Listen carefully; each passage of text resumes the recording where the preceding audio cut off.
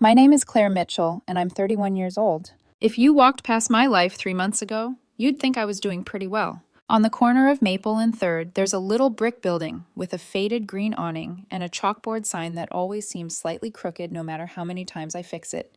That's my coffee shop. Nothing fancy, no industrial pipe shelving, no latte art that looks like swans. Just a neighborhood place with good espresso, mismatched mugs, and enough regulars that I know who takes oat milk and who pretends they don't like sugar but always asks for just a tiny bit more. After 3 years of living on stress and caffeine, the shop was finally turning a real profit. For the first time, the numbers in my accounting software didn't make my stomach clench. I could breathe. And then I met Ryan. He walked in one rainy Tuesday afternoon, shaking water from his hair, pushing his hood back with that kind of easy, unbothered confidence that makes you look twice. He ordered a black coffee, no sugar, no milk, and stayed for 2 hours at the corner table, typing on his laptop, glancing up every now and then like he was trying to memorize the room. He was 28. He was funny, charming, in a way that felt informal and familiar, like we'd known each other longer than the 3 minutes it took to pull his espresso shot. A mutual friend introduced us properly a week later at a birthday party. "You're the coffee shop girl," he'd said, grinning. "I think your espresso is the only thing keeping this city functional." Things moved fast after that. There were late-night walks after I closed up, him helping me stack chairs and flip stools, the two of us sitting on the counter sharing whatever pastries hadn't sold. He'd talk about how impressed he was that I built something on my own. I'd pretend my heart didn't stutter every time he said "we" when talking about the future. 2 months in, it happened.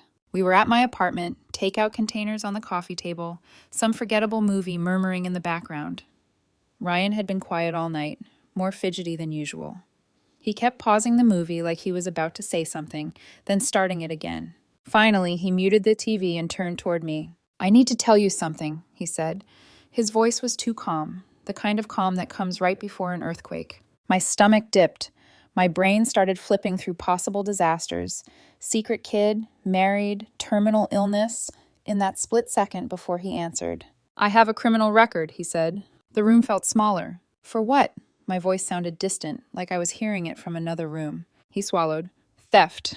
From a retail job. I was 22. I was stupid and broke, and I stole from the register. I got caught. Pled guilty. Did community service and probation." He wouldn't look at me. His thumb worried the edge of a napkin until it shredded. "But it's sealed now," he rushed on. "I did everything they told me to do. Finished probation, stayed out of trouble, and after a few years, the record got sealed. I'm not supposed to have to talk about it, but I didn't want to hide it from you." There was this hollow ringing in my ears. Tiny flashes of his life I didn't actually know flickered in my mind. Ryan at 22, desperate, messing with a register till, a manager calling the police. I'm not naive. I see what people do when they're desperate. I've watched regulars come in and pretend they forgot their wallets, promising to pay me back tomorrow. Sometimes they do. Sometimes they don't. But sitting there on my couch with his shoulders hunched like he was bracing for impact, he didn't look like a criminal. He looked like someone waiting to be abandoned. "When was this?" I asked quietly. 6 years ago, he said. "I haven't done anything since. I swear, Claire. I learned my lesson. I was broke. My car was about to get repossessed. I was behind on rent. I made a terrible choice. I'm not that guy anymore." I could feel my heartbeat in my throat. 6 years. Community service, probation. Sealed record. People do stupid things when they're young and desperate, right? "Okay," I said finally. He blinked like he didn't understand the word. "Okay." "Thanks for telling me," I said. "I mean it. I appreciate the honesty."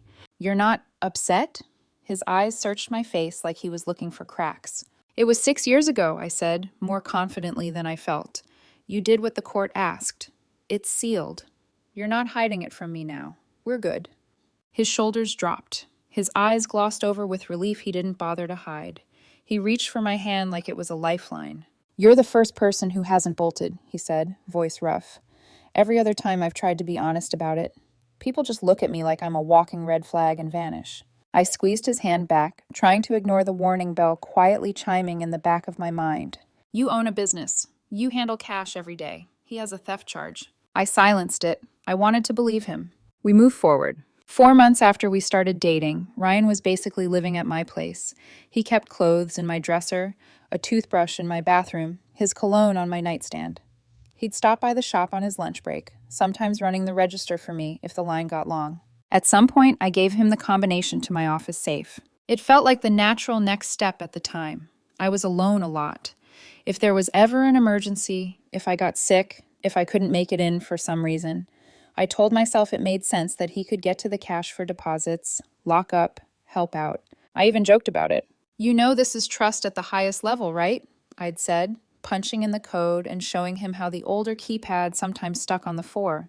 He'd laughed, raising his right hand like he was taking an oath. "I solemnly swear to guard your coffee money with my life." I ignored the way his eyes lingered on the neat stacks of bills for half a second too long. 3 weeks ago, I noticed something off. Sunday nights are my bookkeeping nights. The shop closes at 6. I kick everyone out, lock the doors, and sit at one of the front tables with my laptop and calculator, counting out the week's cash deposits. It's tedious. My eyes always burn by the end of it, but it's necessary. It's how I survived the first couple of years, knowing exactly where every dollar went. That Sunday, the numbers didn't line up. The Register Z report said I should have had a certain amount in cash. The deposit bag had less. Short by 180s. At first, I assumed I miscounted. It happens. Maybe I gave someone cash back wrong. Maybe one of my 2 employees rang something in wrong. It was annoying, but not catastrophic. I double counted anyway, still short. The following week, it happened again. This time, we were short $220. By the 3rd week, when the shortage came to $195, the hollow feeling in my chest had turned into something sharp. 3 weeks, 3 short deposits, almost $600 missing. I went through every scenario I could think of. My employees were solid. Jessica, a college student, had been with me since I opened. She shows up early, leaves late, and keeps her tips neatly folded in a mason jar. Mr. Alvarez, a retired teacher, works mornings for something to do and spends half his paycheck on crossword books and buying drinks for students studying for exams. Neither of them know the code to my safe. They lock the register, but they don't step into my office unless I'm there. Ryan did. I didn't want to think it. Didn't want to see his face in my mind when I pictured those missing bills. This was the man who stayed late to mop floors, who fixed the wobbly table by the window, who held me when I came home smelling like espresso and exhaustion. He also had a sealed theft record for stealing from a register. I told myself I was being paranoid, that maybe the register software glitched, that maybe I'd moved cash and forgot. But I'm not stupid. That Sunday night, after staring at my spreadsheets until the numbers blurred, I made a decision. The next day, I ordered a tiny camera online, one of those that looks like a USB charger. Nothing special, just an unassuming block you could plug into a wall in any office in America. When it arrived, my hands shook as I took it out of the box. Plugging it into the outlet across from the safe felt like crossing a line. Trust but verify, my grandfather used to say when we'd count coins from his old cigar box. I set the camera so it faced the safe, tested it on my phone, and then went back to pretending everything was normal. For 2 days, nothing happened. Ryan came by, kissed my cheek, fixed a loose hinge, scrolled on his phone while I worked. Jessica complained about her midterms. Mr. Alvarez brought in homemade cookies. Then, Tuesday afternoon, Ryan walked into the shop. "Thought I'd grab lunch nearby and say hi," he said, leaning over the counter to kiss me. He smelled like detergent and that cologne I'd bought him for his birthday. We were in the middle of a rush. A group of students had just come in, and the line snaked toward the door. "Bathroom?" he asked, nodding toward the back. "Yeah, go ahead," I said, juggling 2 lattes and a cappuccino.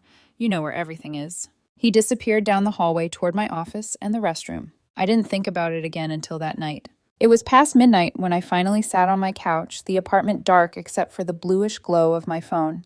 My thumb hovered over the app connected to the camera. For a moment, I almost convinced myself not to look, to just trust him, to chalk the shortages up to my own error. Then I remembered the way my stomach knotted every time I opened the safe lately, counting cash that should have been there and wasn't. I tapped the screen.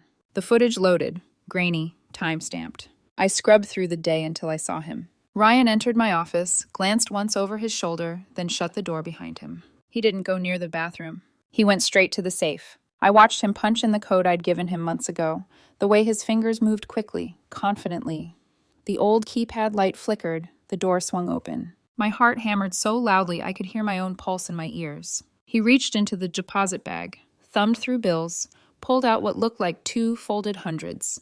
He slid them into his wallet, then hesitated, grabbed a little more, maybe another 20 or so, and tucked that into his pocket.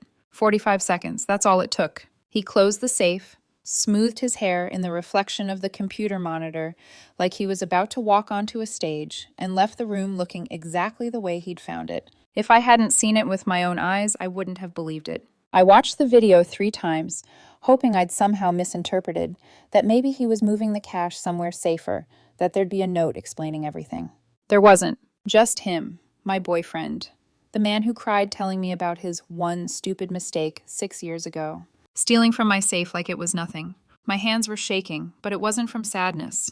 It was rage, cold, steady, clarifying rage. I thought about confronting him, imagined shoving my phone in his face, demanding an explanation, listening to him stammer and spin some story about borrowing and paying me back. I could already hear the manipulations, the apologies, the way his eyes would fill exactly enough to make me doubt myself. Instead, I did something else. I set the phone down, took a long, slow breath, and stared at the ceiling until my heartbeat slowed. Then I picked up my phone again, opened my contacts, and tapped on a name I hadn't needed in a long time. My friend Mark, the lawyer. When he answered, groggy and confused, I didn't bother with small talk. "Mark," I said, my voice strangely calm, "I have a question. Can a sealed criminal record be unsealed if there's evidence of a new crime?" For a moment, after I asked Mark that question, there was nothing but silence on the line. Not the sleepy kind from a friend woken up at midnight. A different kind. A silence that means, whatever you're about to tell me, it's bad, isn't it? "Jenna," he finally said, voice low, "why are you asking me that?" I swallowed, staring at the frozen frame of Ryan on my phone, his hand inside my deposit bag. "Because," I whispered, "I think my boyfriend is stealing from me." Mark didn't gasp. He didn't say, "What?" or, "Are you sure?" He let out a slow, resigned exhale, the kind lawyers make when they already know the direction things are headed. "Tell me everything," he said. So I did. The shortages, the suspicion, the camera, the footage, the way Ryan had looked me in the eyes and said he'd changed, that the old version of himself was long gone. Mark listened in near silence, interrupting only once. "You said he has your safe code?" "Yes." "And he has a sealed prior for theft?"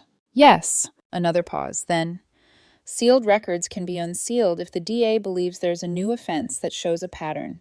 If you have video evidence—" "Jenna, this is serious." His tone wasn't judgmental. It was professional, neutral, like he'd already filed my heartbreak in a neat little legal box.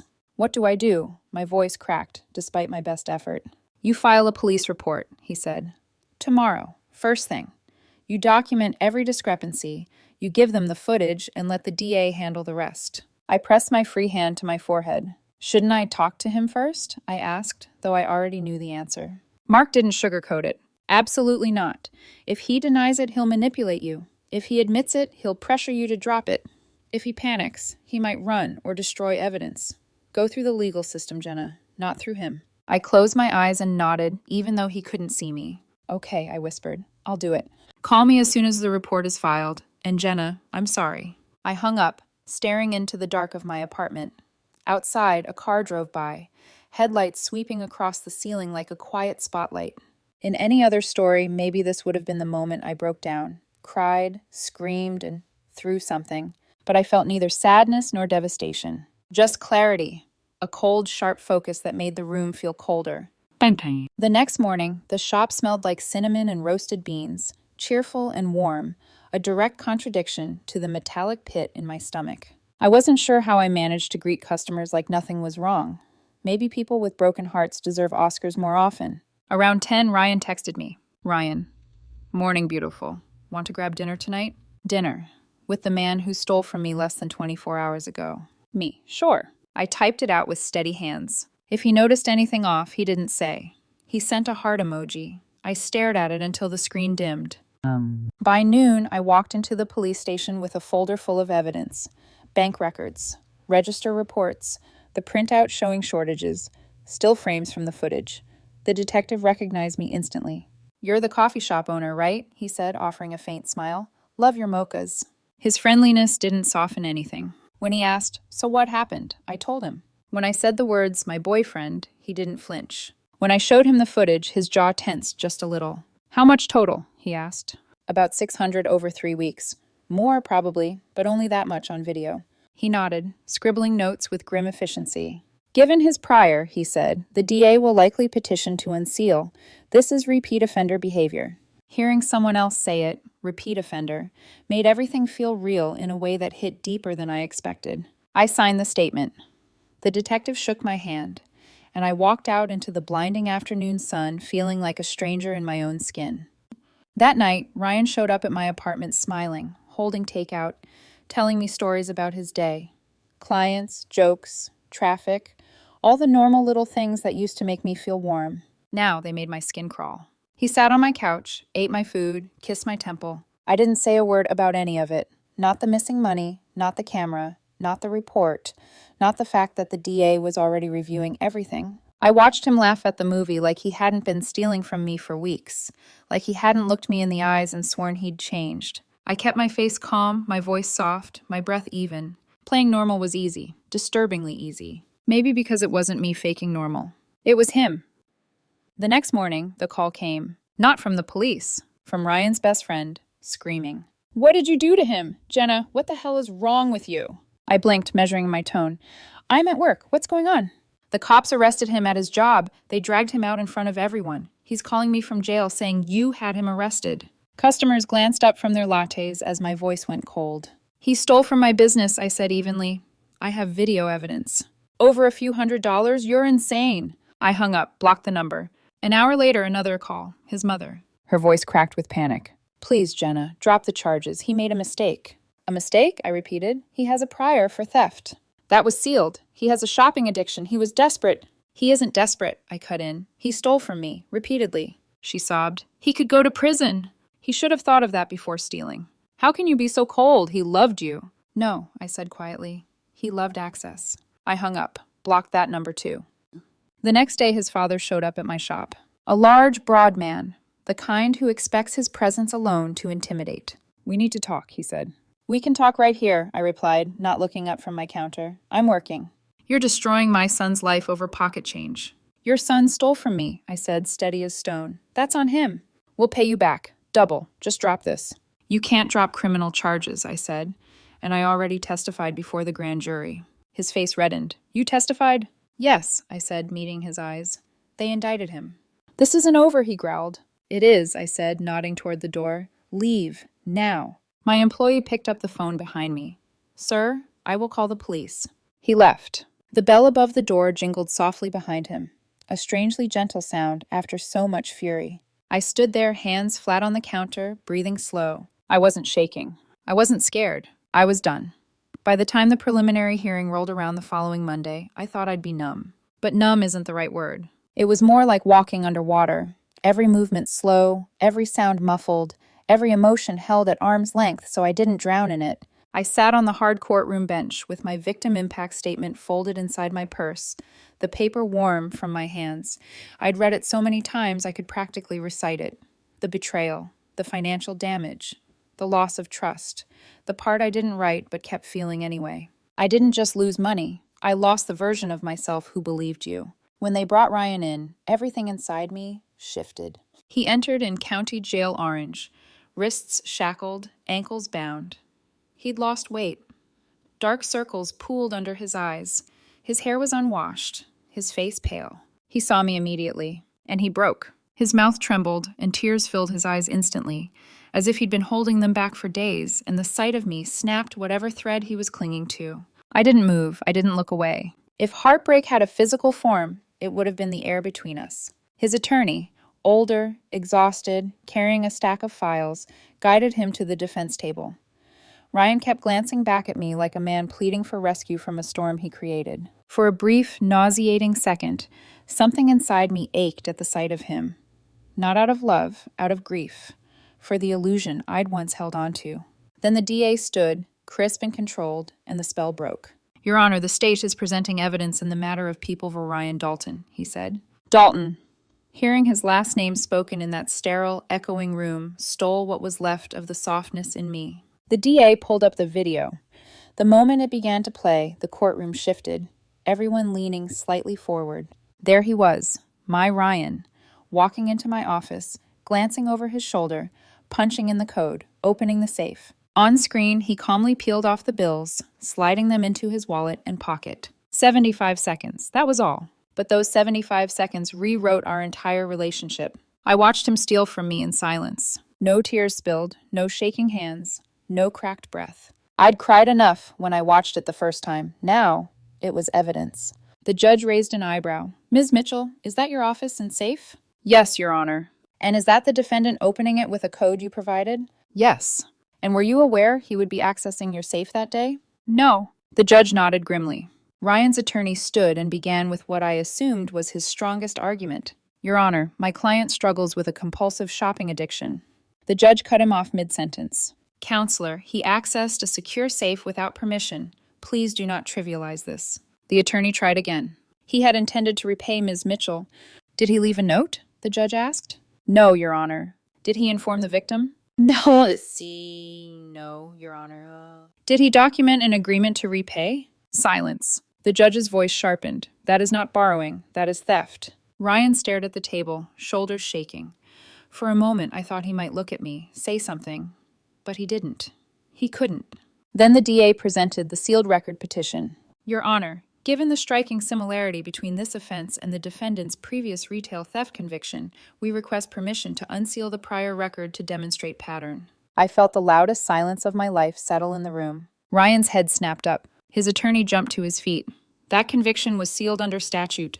And may be unsealed, the DA countered smoothly, if the defendant commits a new offense demonstrating the same behavioral pattern. My stomach twisted, but I didn't stop them. The judge reviewed the paperwork, brows tightening.